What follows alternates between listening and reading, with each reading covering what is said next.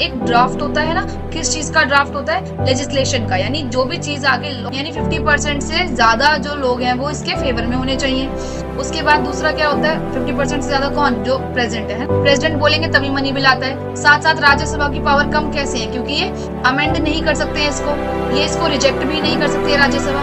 राज्यसभा के पास money bill को भी फाइनेंशियल बिल ही कहा जाता है, क्योंकि इसके अंदर भी पैसे से रिलेटेड मैटर होता है। जय हिंद एवरीवन, बहुत बहुत स्वागत है आप सबका केसरी बैच में।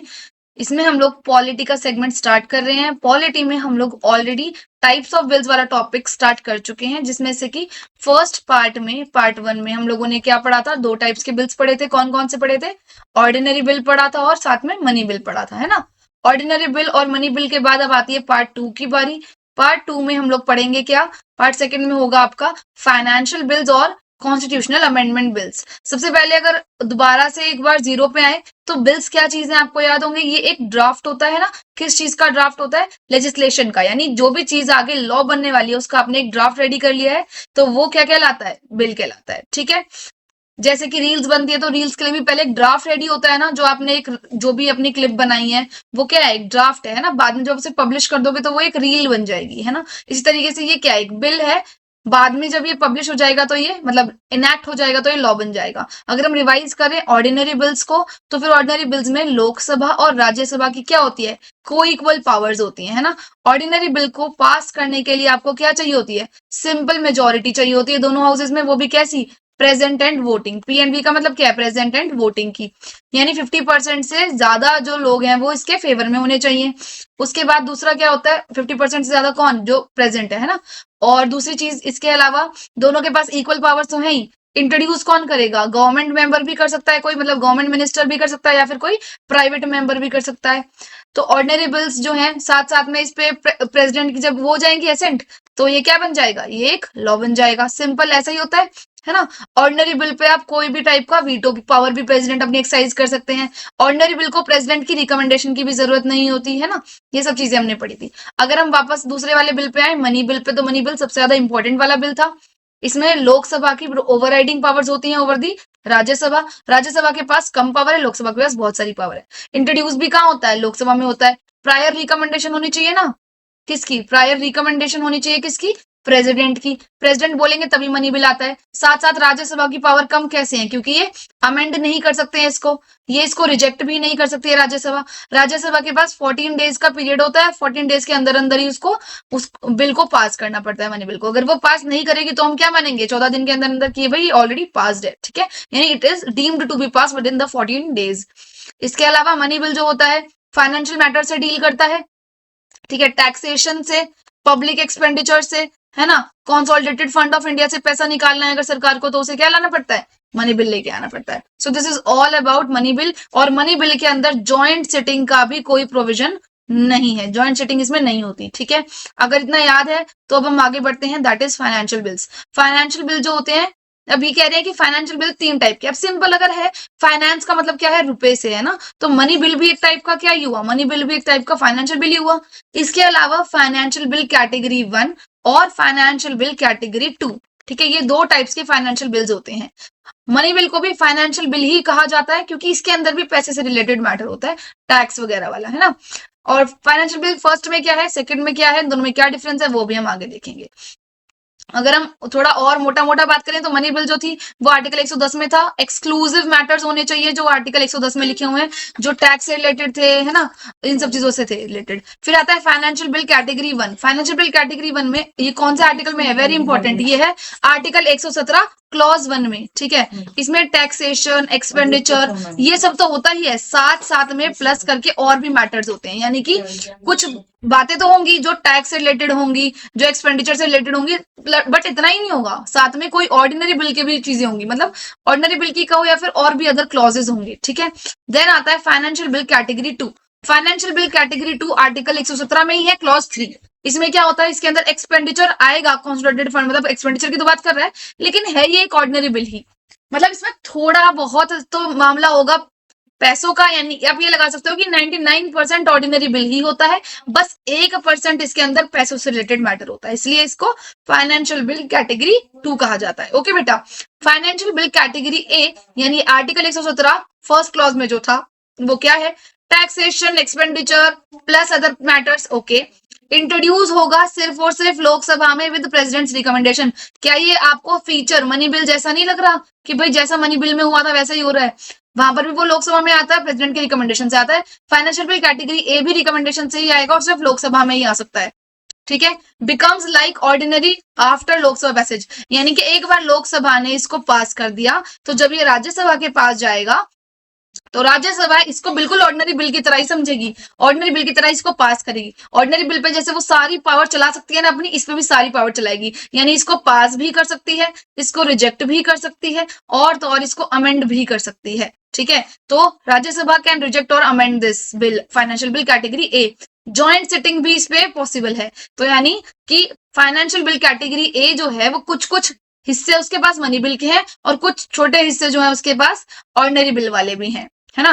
फिर financial bill category 2, category B, वो क्या कह रहा है? कह रहा है कि भाई नॉर्मल है फाइनेंशियल बिल कैटेगरी बी, इसमें कुछ बातें तो हैं वही वाली जो कैटेगरी ए में थी, यानी कि पैसे से रिलेटेड होना चाहिए। तो कैटेगरी बी वाला जो है 99% तो ऑर्डिनरी बिल ही है, बट 1% ये एक मनी बिल है, मतलब फाइनेंशियल वाला बिल है, ठीक है। क्या रिक्वायरमेंट है इसकी? प्रेसिडेंट्स रिकमेंडेशन नीडेड, रिकमेंडेशन तो नीडेड है देखो इसमें, ठीक है, क्योंकि पैसा लेना है आपको कंसोलिडेटेड फंड ऑफ इंडिया से, तो प्रेसिडेंट का रिकमेंडेशन तो आपको चाहिए होगा। इक्वल पावर्स होती हैं यहाँ पे लोकसभा की भी और राज्यसभा की भी, लेजिस्लेटिव पावर्स बराबर है। इंट्रोडक्शन की बात करें तो इधर हाउस में आ सकता है, इसको आप किसी भी हाउस में ला सकते हो पार्लियामेंट के। तो अगर हम थोड़ा सा रिकैप देखें तो क्या कह रहा है ये कि भाई जो आपका फाइनेंशियल बिल कैटेगरी 1 है और जो आपका फाइनेंशियल बिल कैटेगरी 2 है, इन दोनों में क्या मेजर जो है चेंजेस हैं या डिफरेंसेस हैं या कॉमन चीजें क्या है? फाइनेंशियल बिल कैटेगरी 1 वाला जो है इसमें आपको क्या होता है कि पैसा निकालना है ना कंसोलिडेटेड फंड ऑफ इंडिया से, तो प्रायर रिकमेंडेशन तो लेनी होगी, ठीक है। प्रायर रिकमेंडेशन होगी किसकी? प्रेसिडेंट की। दोनों में होती है? हाँ जी, दोनों में होती है। क्या इसके अंदर हमको वो, चलो हम एक काम ना करें, हम तीनों का ही वो देख लेते हैं, तीनों का वो देख लेंगे एक बार, है ना, कंपैरिजन के तीनों में क्या क्या है। मनी बिल भी देख लेते हैं और फाइनेंशियल बिल्स भी देख लेते हैं, तीनों देख लेते हैं, ठीक है। तो यहाँ पर हमने लिख दिया मनी बिल्स, यहाँ पर हमने लिख दिया financial bills category 1, financial bills category 2, ठीक है, सिंपल। अब और इसको देखो क्या क्या है इसमें। फाइनेंशियल मनी बिल जो है इसको प्रायर रिकमेंडेशन चाहिए, किसका? प्रेसिडेंट का। प्रेसिडेंट का रिकमेंडेशन चाहिए, चाहिए कि नहीं चाहिए? इसको चाहिए, चाहिए। फाइनेंशियल बिल 2 को भी चाहिए। क्यों चाहिए? क्योंकि पैसे से रिलेटेड बातें हो रही हैं। लॉजिक समझना, पॉलिटिक्स में क्या लॉजिक चल रहा है, ठीक है, सब चीजें आसानी लगेंगी। फिर प्रेसिडेंट का रिकमेंडेशन चाहिए, ओके जी चाहिए। दूसरी चीज क्या लोकसभा में आता है? इंट्रोड्यूस होगा लोकसभा में, ठीक है, इंट्रोड्यूस होगा लोकसभा में, तो हाँ लोकसभा में आएगा। फाइनेंशियल बिल 1 भी सिर्फ लोकसभा में आता है। फाइनेंशियल बिल 2 ईदर हाउस में आ सकता है, ठीक है, ईदर हाउस में आ सकता है, दोनों में से किसी में भी आ सकता है। उसके बाद इसमें जो है क्या ज्वाइंट सिटिंग होती है? इसमें ज्वाइंट सिटिंग होती है क्या? इसमें ज्वाइंट सिटिंग नहीं होती। फाइनेंशियल बिल 2 में होती है क्या ज्वाइंट सिटिंग? हाँ, क्योंकि वो बाद में एक ऑर्डिनरी बिल बन जाता है तो ज्वाइंट सिटिंग हो सकती है, ठीक है। राज्यसभा और लोकसभा की पावर, तो राज्यसभा जो है वो अमेंड कर सकती है क्या? इसको अमेंड नहीं कर सकती। क्या वो इसको रिजेक्ट कर सकती है? नहीं कर सकती। पास करना पड़ेगा, जबरदस्ती है क्या? हाँ, पास करना पड़ेगा, जबरदस्ती है, 14 डेज के अंदर अंदर, है ना। राज्यसभा यहाँ पे इसके पावर क्या है? राज्यसभा की पावर लोकसभा के बराबर है, हमने देखा कि दोनों की पावर को इक्वल है ना। यहाँ पर इस वाले केस में क्या है? इसमें भी बराबर है, लोकसभा और राज्यसभा की पावर्स को इक्वल ही है, ठीक है। तो ये सब चीजें थी जो इनमें आपका एक डिफरेंस क्रिएट करती हैं। आई होप कि आपको तीनों टाइप के फाइनेंशियल बिल्स क्लियर होंगे। नेक्स्ट यहाँ पे वो कह रहा है कॉन्स्टिट्यूशनल फ्लेक्सिबिलिटी। तो यहाँ पे पंडित जवाहरलाल नेहरू की स्टेटमेंट थी कि why we want this constitution to be as solid and as permanent a structure as we can make it, nevertheless there is no permanence in constitutions। कह रहे हैं कि हम चाहते तो हैं कि अपने जो कॉन्स्टिट्यूशन है उसको एकदम सॉलिड बनाएं, उसको एकदम परमानेंट स्ट्रक्चर की तरह यूज करें। परमानेंट लेकिन कोई चीज नहीं होती है ना, कोई चीज जो है कभी भी परमानेंट नहीं रह सकती, उसको चेंजेस के थ्रू गुजरना पड़ता है तो वो चेंज हो जाती है ना। तो कभी भी कोई कॉन्स्टिट्यूशन परमानेंट नहीं रह सकता है, इसलिए हमको उसको इतनी फ्लेक्सिबिलिटी तो देनी ही पड़ेगी, इतना फ्लेक्सिबल तो इसको बनाना पड़ेगा कि आने वाली जो जनरेशन है उसकी जो एस्पिरेशंस होंगी, सोसाइटी की जो नीड्स होंगी, उनके अकॉर्डिंग वो कॉन्स्टिट्यूशन को मोल्ड कर सके। मोल्ड इन द सेंस ये नहीं कि पूरा घुमा के कुछ नया ही बना दे, लेकिन हाँ कुछ बेसिक चीजों को फॉलो करें, है ना। बेसिक स्ट्रक्चर तो है कुछ जिसको वो चेंज ना करें, लेकिन कुछ चीजों में जहां पर जरूरत है वहां पर चेंजेस ला सकें, है ना। मतलब तो कॉन्स्टिट्यूशन को अमेंड होना भी बहुत ही ज्यादा जरूरी है। तो उसके लिए क्या लेकर आए, कॉन्स्टिट्यूशनल अमेंडमेंट बिल्स का प्रोविजन लेकर आए, जो आर्टिकल नंबर 368 में उन्होंने लिखा। 1950 से आज तक कॉन्स्टिट्यूशन को कई बार अमेंड किया जा चुका है। किस लिए अमेंड किया है, changing needs and aspirations of the Indian society को फुलफिल करने के लिए। कौन से आर्टिकल में है, आर्टिकल 368 में, वेरी इंपॉर्टेंट, ठीक है। अब यहाँ पर कॉन्स्टिट्यूशन अमेंडमेंट बिल कौन लेकर आएगा, भाई कोई भी ला सकता है। कोई भी का मतलब क्या है, चाहे कोई प्राइवेट मेंबर लेके आए, चाहे कोई गवर्नमेंट मेंबर लेके आए, जैसे ऑर्डिनरी बिल को लेके आते हैं, इधर हाउस में लेकर आ सकते हैं, ठीक है। मतलब लोकसभा हो या राज्यसभा हो, किसी भी हाउस में ले आओ, जैसे ऑर्डिनरी बिल के साथ है वैसा ही, ठीक है। प्रेसिडेंट की प्रायर परमिशन चाहिए क्या, नहीं चाहिए कोई प्रायर परमिशन, ठीक है। दूसरी चीज, पास कैसे करोगे, पास तो जी स्पेशल मेजोरिटी से करेंगे। What is special majority, special majority, अब देखो मेजोरिटी दो टाइप्स की हो सकती है, यहाँ पर हम बात कर रहे हैं स्पेशल मेजोरिटी की। किसकी बात कर रहे हैं, स्पेशल मेजोरिटी। स्पेशल मेजोरिटी यहाँ पर कह रहे हैं 2/3 of present and voting, 2/3 of present and voting. 2/3 का मतलब क्या है, मतलब मान लो कि भाई उस दिन जो है वहां पर आपके उसमें पार्लियामेंट में 500 जो है कितने लगाए, चलो 500 लोग आए हैं, ठीक है, 500 लोग आए हैं, तो 2/3 इसका, ठीक है। इतने लोगों की जब सहमति होगी तभी क्या होगा, तभी ये माना जाएगा कि भाई बिल पास हुआ है, ठीक है। तो ये मेजोरिटी पाना बड़ा मुश्किल है, वरना तो क्या करेंगे भाई, मेजोरिटी को अपने हिस्से में करने के लिए 2/3 नहीं रखेंगे तो क्या होगा, जो पार्टी पावर में है वो ज्यादातर लोगों को क्या करेगी, रोक देगी। जो अपोजिशन के लोग हैं उनको पार्लियामेंट में अगर आने से उन्होंने रोक दिया किसी भी कारण, है ना, किसी भी कारण से जो है उनको अगर पार्लियामेंट में घुसने से रोक दिया, तो इससे क्या होगा, अंदर बैठे हुए लोग फटाफट से कॉन्स्टिट्यूशन अमेंडमेंट बिल पास कर देंगे, जिसमें वो मान लो ऐसा कोई बिल पास कराना चाहते हैं कि 15 साल तक जो है एक पार्टी पावर में है तो वो एक ही रहेगी 15 साल तक। तो इससे तो कॉन्स्टिट्यूशन को बहुत खतरा है इस तरीके से अगर किसी ने सोचना शुरू कर दिया तो। इसलिए काफी डिफिकल्ट प्रोसीजर है कॉन्स्टिट्यूशन को अमेंड करने का, बहुत ही मुश्किल से जो है कॉन्स्टिट्यूशन को अमेंड किया जाएगा। must pass both houses with the majority of total membership and 2/3 of the members present and voting, ठीक है। तो इसको स्पेशल मेजोरिटी से पास किया जाता है। अब यहाँ पर सिर्फ इतना ही नहीं है कि भाई इतना ही चाहिए बस, इसके अलावा भी एक बहुत बड़ा रूल है, क्या है, स्टेट रेटिफिकेशन। अब स्टेट रेटिफिकेशन को समझने के लिए हम एक सिंपल सी चीज को समझते हैं। अब मुझे एक बात बताइए कि भाई अगर कोई भी ऐसा आपको पता है कि 3 लिस्ट है ना, हमारे कॉन्स्टिट्यूशन के शेड्यूल्स में 3 लिस्ट है ना। कौन कौन सी लिस्ट है, एक है यूनियन लिस्ट, एक है, दूसरी लिस्ट कौन सी है, स्टेट लिस्ट, और तीसरी लिस्ट कौन सी है, कॉन्करेंट लिस्ट, ठीक है। तो यहाँ पर वो क्या है, यूनियन लिस्ट में क्या चीज है, वो वाले सब्जेक्ट्स हैं यूनियन लिस्ट में जो उस पे सिर्फ सेंटर गवर्नमेंट लॉ बनाती है, सेंटर जिस पे लॉज बना सकती है, ठीक है बेटा। स्टेट लिस्ट में सिर्फ वो सब्जेक्ट्स हैं जिन पे स्टेट गवर्नमेंट लॉज बना सकती है। स्टेट गवर्नमेंट लॉज किस पे बनाती है, जैसे लैंड हो गया, ठीक है, जैसे पुलिस हो गई, है ना, जैसे और भी कोई चीज हो सकती है, क्या क्या हो सकती है बताओ ना जरा। लैंड हो गया, पुलिस हो गई, एग्रीकल्चर हो गया, ठीक है, मैरिज हो गया। कनकरेंट लिस्ट में होते हैं जिसपे सेंटर गवर्नमेंट, ठीक है, प्लस स्टेट गवर्नमेंट, कोई भी गवर्नमेंट जो है वो लॉ बना सकती है। सेंटर और स्टेट दोनों के पास रूल है, दोनों मतलब दोनों के पास हक है, कोई भी बना सकता है कोई भी। अब अगर मान लो एक किसी, अब चलो उसको बाद में देखेंगे, अभी यहाँ पे क्या हुआ, सेंटर का कोई एग्जाम्पल है क्या जिसपे सिर्फ सेंट्रल लॉ बनाती है, डिफेंस हो गया, डिफेंस पे सिर्फ सेंट्रल लॉ बना सकती है। करेंसी हो गई, ठीक है, फॉरेन पॉलिसी हो गई, तो उस पर सेंट्रल गवर्नमेंट लॉज बनाती है ओनली। अब मान लो कि सेंट्रल गवर्नमेंट ये चाह रही है कि भाई स्टेट गवर्नमेंट मैरिज पे एक्ट ना बनाए, मैरिज पे तो मैं भी एक्ट बनाना चाहती हूँ, क्योंकि तो वो मैरिज के कॉन्सेप्ट को, मैरिज लिस्ट मतलब मैरिज को यहाँ से उठा के स्टेट लिस्ट से उठा के कहाँ उठा के रख दे, कॉन्करेंट में रख दे कि भाई तुम तो बना ही लो, साथ में मैं भी बना लूंगी, है ना। तो और अगर कभी भी ऐसा होगा कि किसी एक सब्जेक्ट पर, एक मैटर पर यूनियन ने भी लॉ बनाया है और स्टेट ने भी लॉ बनाया है, तो किसका लॉ प्रिवेल करेगा, किसका लॉ फॉलो किया जाएगा, किसका लॉ जो है सुपीरियर माना जाएगा, ऑब्वियसली यूनियन गवर्नमेंट का, सेंट्रल गवर्नमेंट का।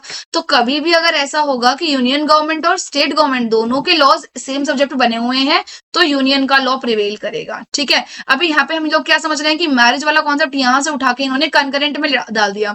अगर कंकरेंट में ये डल गया है तो क्या होगा, सेंट्रल गवर्नमेंट के पास पावर ज्यादा आ जाएगी और स्टेट की पावर कम हो जाएगी। सिंपल ये चीज है ना कि भाई सेंटर के पास एक सब्जेक्ट बढ़ गया लेकिन स्टेट के पास से तो एक मैटर कम हो गया ना। ऐसे ही मान लो कि यहाँ से मैं एक और सब्जेक्ट उठा लो, टैक्स है, मान लो यहाँ पे स्टेट कोई टैक्स लगाती है, मैं वो वाला टैक्स यहाँ से उठा के इसमें डाल दूं, तो इससे स्टेट की पावर तो घट गई ना, स्टेट को वहां से पैसा मिल रहा था वो पैसा नहीं मिलेगा। तो कभी भी कोई भी मैटर, ठीक है, कोई भी मैटर ऐसा हो जिससे फेडरल स्ट्रक्चर जो है वो अफेक्ट हो रहा हो, फेडरल स्ट्रक्चर अफेक्ट हो रहा हो, स्टेट की पावर घट रही हो, स्टेट की जो पावर्स हैं वो घट रही हो, अफेक्ट हो रही हो, तो ऐसे केस में क्या किया जाएगा, स्टेट से भी बातचीत की जाएगी।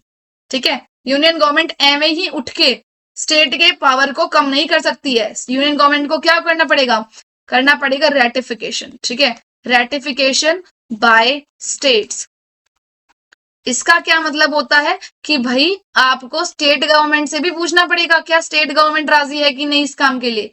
ठीक है, तो जब भी कोई भी अमेंडमेंट, आप कोई भी बिल ला रहे हो, कॉन्स्टिट्यूशन अमेंडमेंट बिल आप लेकर आ रहे हो, जिसके अंदर फेडरल स्ट्रक्चर जो है उसके साथ छेड़छाड़ हो रही है या फिर स्टेट की पावर को घटाया जा रहा है, तो ऐसे बिल को उठा के आपको स्टेट्स को भी दिखाना पड़ेगा कि देखिए हम ऐसा करने जा रहे हैं। अगर स्टेट कहेंगी तो क्या कहेंगे अब स्टेट, मान लो अज्यूम करते हैं हम कि भाई 28 स्टेट्स हैं, है ना, 28 स्टेट्स में से क्या होना चाहिए, रेटिफिकेशन का क्या मतलब है यहाँ पर, half of the states, half of the states जो है उन्हें क्या करना पड़ेगा, अग्री करना पड़ेगा।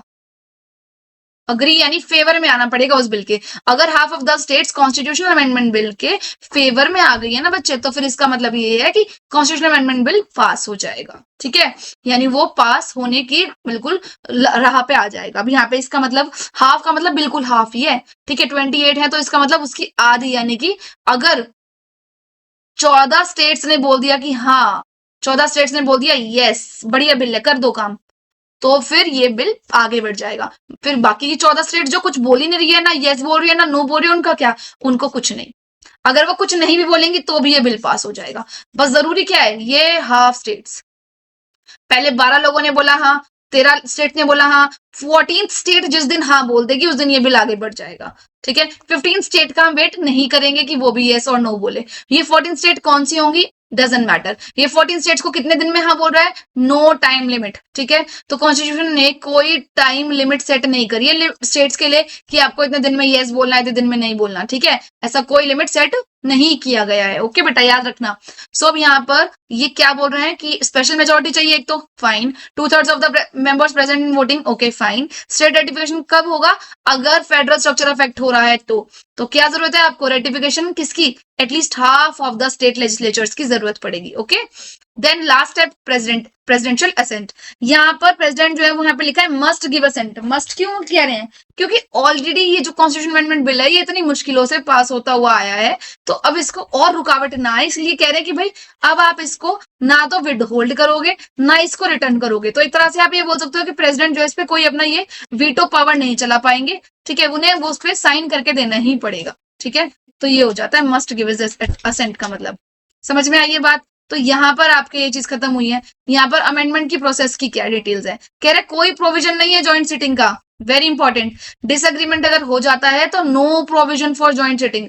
प्रेसिडेंट जब अपने असेंट दे देंगे तो लॉ ये एक्ट बन जाएगा। डेमोक्रेटिक पार्टिसिपेशन जो है उसको इंश्योर किया जाए, मतलब क्योंकि आप कॉन्स्टिट्यूशन की किताब से छेड़छाड़ कर रहे हो तो भाई ये चीज आपको मीडिया में पता नहीं होगी, है ना, ऑब्वियसली पता तो चलता है मीडिया से। तो जब मीडिया जो है वो इसको खबर को दिखाएगी तो लोगों को पता चलेगा कि अच्छा ऐसा कोई रूल ला रहे हैं जिससे कॉन्स्टिट्यूशन में ये चेंजेस आ रहे हैं, तो लोगों को अच्छा लगेगा तो सही रहेगा, नहीं लगेगा तो वो प्रोटेस्ट करेंगे, अपनी आवाज उठाएंगे, तो जिसके कारण गवर्नमेंट जो होगी, गवर्नमेंट पे क्या होगा, प्रेशर पड़ेगा। गवर्नमेंट पे प्रेशर पड़ेगा तो अपने आप से ऐसी पॉलिसी लाना बंद करेगी, क्योंकि उसको भी तो पावर में रहना है ना। तो ये था। अब एक बार अगर हम रिकैप करें कॉन्स्टिट्यूशनल अमेंडमेंट बिल का, तो वो क्या क्या बनता है भाई। पहली बात तो चाहे लोकसभा में ले आओ चाहे राज्यसभा में ले आओ, बराबर पावर है ना। गवर्नमेंट का बंदा ले आए कोई या फिर प्राइवेट बंदा ले आए कोई, बराबर बात है, कोई चेंज नहीं है ना। प्रेसिडेंट की वो चाहिए क्या, प्रायर रिकमेंडेशन प्रेसिडेंट का चाहिए क्या, नहीं चाहिए, नहीं चाहिए। ठीक है, कोई रिकमेंडेशन नहीं चाहिए। क्या इसके लिए स्पेशल मेजोरिटी चाहिए, सिंपल चाहिए, स्पेशल चाहिए, है ना, स्पेशल मेजोरिटी चाहिए। स्पेशल मेजोरिटी का मतलब ये होता है क्या कि भाई 2/3 ऑफ प्रेजेंट एंड वोटिंग, हाँ यही होता है बिल्कुल। और दूसरी चीज क्या थी, यहाँ पर स्टेट रेटिफिकेशन भी चाहिए, है ना। स्टेट रेटिफिकेशन चाहिए, कब चाहिए, अगर फेडरल स्ट्रक्चर को छेड़छाड़ नहीं कर रहे हो तो, है ना, फेडरल स्ट्रक्चर को अफेक्ट हो रहा हो तो। इसके अलावा दूसरा चीज क्या थी, और यहाँ पर प्रेसिडेंट जो है वो क्या करेंगे, इसको असेंट दे देंगे। प्रेसिडेंट जो है वो इसको असेंट दे देंगे, ये था, है ना। ज्वाइंट सिटिंग होती है क्या इसमें, नहीं होती, बिल्कुल नहीं होती, नो ज्वाइंट सिटिंग। ठीक है, no joint sitting. Lok Sabha Rajya Sabha उसको कुछ छेड़छाड़ नहीं कर सकती है क्या, कर सकती है, बराबर पावर्स हैं, ठीक है। अगर हम देखें मनी बिल और कॉन्स्टिट्यूशन अमेंडमेंट बिल के दोनों में क्या डिफरेंस है, आर्टिकल 110 में है मनी बिल और आर्टिकल 368 में है कॉन्स्टिट्यूशनल अमेंडमेंट बिल। 110 में मनी बिल है, ठीक है। Taxation, spending, borrowing, financial administration का ध्यान रखता है money bill. Constitutional amendment bill जो है ये अमेंड करना चाहता है कॉन्स्टिट्यूशन को। मनी बिल को सिर्फ एक मिनिस्टर यानी गवर्नमेंट बिल होगा ये, ठीक है। और ये प्राइवेट बिल या गवर्नमेंट बिल कुछ भी हो सकता है कॉन्स्टिट्यूशन अमेंडमेंट वाला। लोकसभा में आएगा सिर्फ और सिर्फ मनी बिल, लेकिन लोकसभा और राज्यसभा दोनों में आ सकता है constitution amendment bill. Money bill को प्रेसिडेंट का अप्रूवल चाहिए होगा पहले से ही प्रायर, है ना, लेकिन कॉन्स्टिट्यूशन अमेंडमेंट बिल को ऐसा कुछ नहीं चाहिए। स्पीकर का सर्टिफिकेशन भी चाहिए, किसको, मनी बिल को, कि अगर कोई बिल आप लेकर आ रहे हो वो मनी बिल है या नहीं है, उसको कौन बताएगा, उसको स्पीकर बताएंगे। क्या उसको कोई चैलेंज कर सकता है क्या कि नहीं ये तो मनी बिल है ही नहीं, या हाँ ये तो है इन्होंने कहा नहीं, ऐसा कुछ नहीं। आप इसको चैलेंज नहीं कर सकते कहीं पे भी, ना जुडिशरी में ना पार्लियामेंट में, कहीं पर भी स्पीकर के डिसीजन को चैलेंज नहीं किया जा सकता उनके सर्टिफिकेशन पर, ठीक है। कॉन्स्टिट्यूशन अमेंडमेंट बिल जो होती है उसको कोई स्पीकर का अप्रूवल नहीं चाहिए। राज्यसभा का क्या रोल है, कोई अथॉरिटी नहीं होती मनी बिल में तो उनकी, है ना, कुछ नहीं कर सकते, लेकिन कॉन्स्टिट्यूशन अमेंडमेंट बिल में उनकी इक्वल पावर्स होती हैं। ज्वाइंट सिटिंग का कोई प्रोविजन नहीं है दोनों में ही, है ना मनी बिल में ज्वाइंट सिटिंग होती है ना कॉन्स्टिट्यूशनल अमेंडमेंट बिल में ज्वाइंट सिटिंग होती है।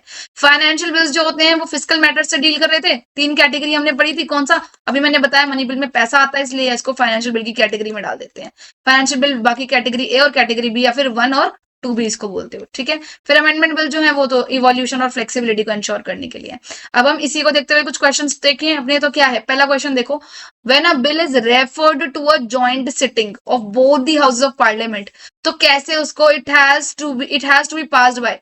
अगर भाई किसी बिल को आप पार्लियामेंट में लेके आए हो तो उस बिल को कैसे पास करवाना है, क्या उसको स्पेशल मेजोरिटी से पास करवाना है, ज्वाइंट सिटिंग के दौरान बात कर रहे हैं, मतलब यहाँ पर लोकसभा भी बैठी हुई है, ठीक है, और साथ साथ राज्यसभा बैठी हुई है, तो क्या आपको इसको स्पेशल मेजोरिटी से पास करवाना है, नहीं। स्पेशल मेजोरिटी से हमने देखा था भाई इसकी 2/3 मेजोरिटी सिर्फ और सिर्फ कॉन्स्टिट्यूशनल अमेंडमेंट बिल में चाहिए होती है, ठीक है। क्या इसको simple majority of the number of both the houses या फिर of both the houses present and voting, हमने पढ़ा है हमेशा कि क्या होना चाहिए यहाँ पर प्रेजेंट एंड वोटिंग, ठीक है। ज्वाइंट सिटिंग में भी क्या होना चाहिए बेटा, प्रेजेंट एंड वोटिंग का टोटल नंबर, ठीक है। चलिए next, as per article 368 constitution of India, parliament जो होता है वो अमेंड कर सकता है किसी प्रोविजन को बाय द वे ऑफ, यानी 368 में क्या बात लिखी है, क्या उसे कॉन्स्टिट्यूशन में कुछ ऐड करना है, वेरिएशन लानी है, रिपील करना है, कुछ रिमूव करना है या चेंजेस करने हैं, तो उसके लिए उसे क्या करना होगा, आर्टिकल 368 का सहारा लेना होगा। 368 क्या है, कॉन्स्टिट्यूशनल अमेंडमेंट बिल के बारे में बात करता है ना।